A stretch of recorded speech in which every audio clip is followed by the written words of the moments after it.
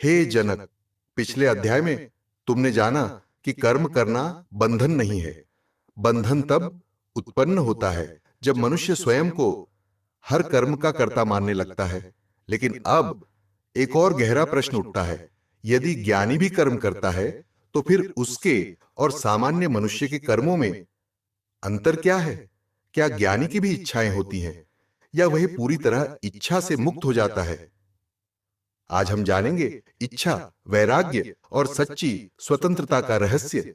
हे जनक, मनुष्य सोचता है कि उसकी इच्छाएं उसे सुख देंगी, लेकिन हर पूरी हुई इच्छा एक नई इच्छा को जन्म देती है और यह क्रम कभी समाप्त नहीं होता। इसलिए जो इच्छा का दास बन गया वह कभी शांत नहीं रह सकता।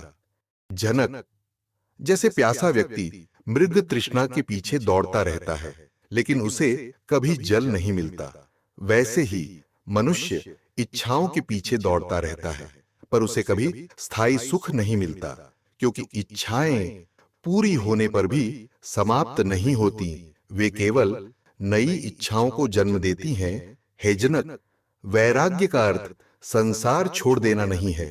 वैराग्य का अर्थ है संसार में रहकर भी उससे चिपके बिना जीना। जैसे कमल पानी में खिलता है लेकिन पानी उसकी पंखुड़ियों को भिगो नहीं पाता, वैसे ही ज्ञानी संसार में रहता है लेकिन संसार उसके भीतर नहीं रहता। हे जनक, अज्ञानी व्यक्ति वस्तुओं में सुख खोजता है, ज्ञानी अपने भीतर शांति खोजता है। अज्ञानी जो नहीं मिला उसके लिए दुखी रहता है, ज्ञानी जो मिला है उसके लिए कृतज्ञ रहता है।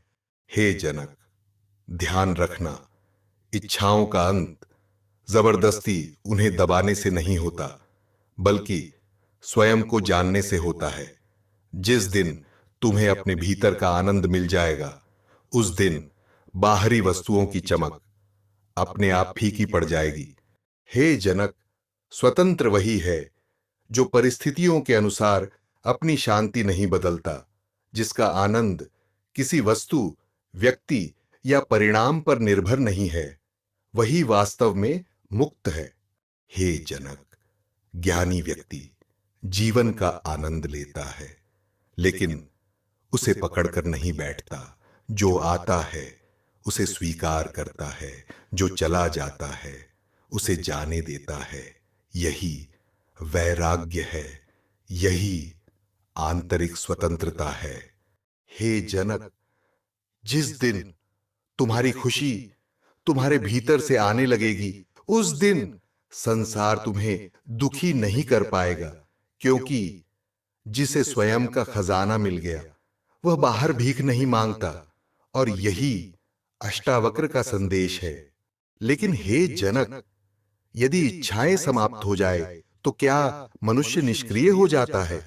क्या बिना किसी चाह के जीवन जिया जा सकता है? और सच्ची शांति वास्तव में कैसी होती है?